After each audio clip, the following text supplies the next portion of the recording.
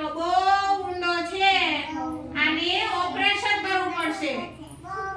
કે 12 મહિના ને કાગડાભાઈ બધા હતા ને, એ તો ભગવાનને કહે કે હે ભગવાન, ચકીબેનને જલ્દી સાજા કરી દ્યો.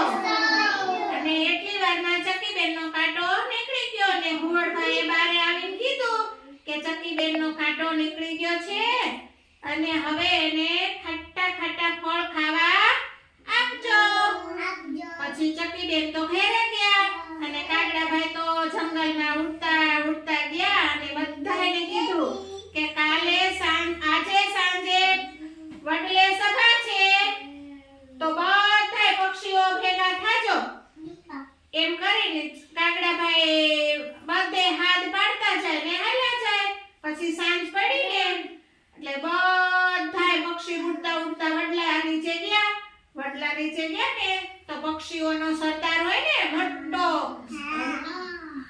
એને એમ કીધું કે જો ચકીબેન ખુલ્લા પગે